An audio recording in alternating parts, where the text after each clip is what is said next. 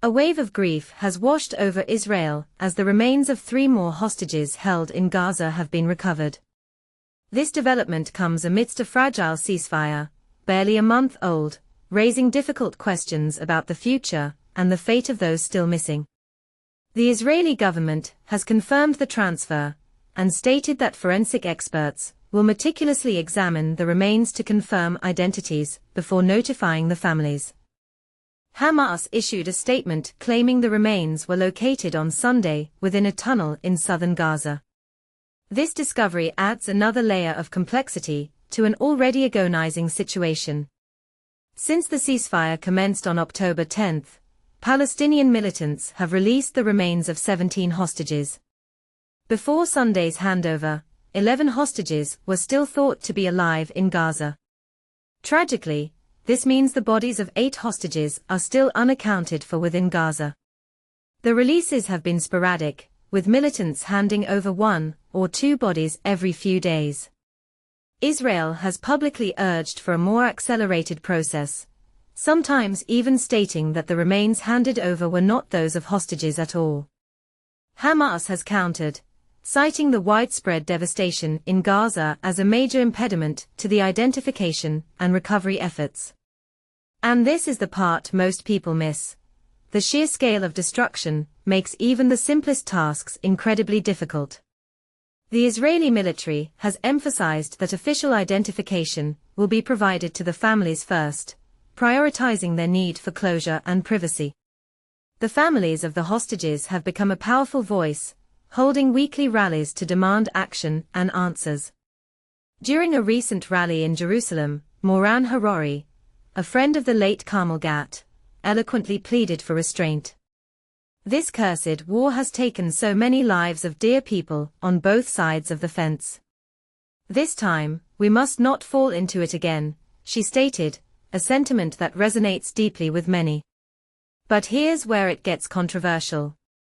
Israel has been releasing the remains of 15 Palestinians in exchange for the remains of just 1 Israeli hostage. This disparity has sparked intense debate, with some questioning the fairness and proportionality of the exchange. Is this a necessary compromise to bring closure to grieving families, or does it set a dangerous precedent?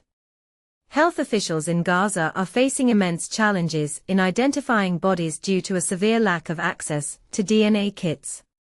According to Gaza's health ministry, which has posted photos of remains in the hope families will recognize them, only 75 of the 225 Palestinian bodies returned since the ceasefire began have been positively identified. The origins of these Palestinian remains are also unclear. It's unknown whether they were killed in Israel during the initial Hamas-led attack on southern Israel on October 7, 2023, died in Israeli custody as detainees, or were recovered from Gaza by troops during the war. The exchange of remains has been a crucial component of the initial phase of the US-brokered ceasefire. The broader 20-point plan also envisions the creation of an international stabilization force, composed of Arab and other partners, to collaborate with Egypt and Jordan in securing Gaza's borders and ensuring the ceasefire's continued observance. Numerous countries have expressed interest in participating in such a peacekeeping force, but are demanding a clear mandate from the UN Security Council before committing troops. Other complex issues remain unresolved, including Hamas's disarmament, the future governance of Gaza after the conflict, and the modalities for increasing humanitarian aid. Israel's Prime Minister, Benjamin Netanyahu, stated earlier on Sunday that there are still pockets of Hamas in parts of Gaza controlled by Israeli forces.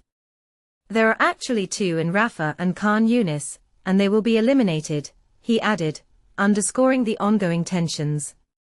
The war, the deadliest and most destructive ever between Israel and Hamas, was triggered by the Hamas-led attack in 2023 that resulted in the deaths of approximately 1,200 people and the abduction of 251 hostages. Israel's subsequent military offensive has, according to Gaza's health ministry, killed more than 68,600 Palestinians in Gaza. It's important to note that the ministry, while part of the Hamas-run government, is staffed by medical professionals and maintains detailed records considered generally reliable by independent experts. The ministry does not distinguish between civilians and combatants in its reporting. Israel has disputed the ministry's figures, without providing a contradicting toll.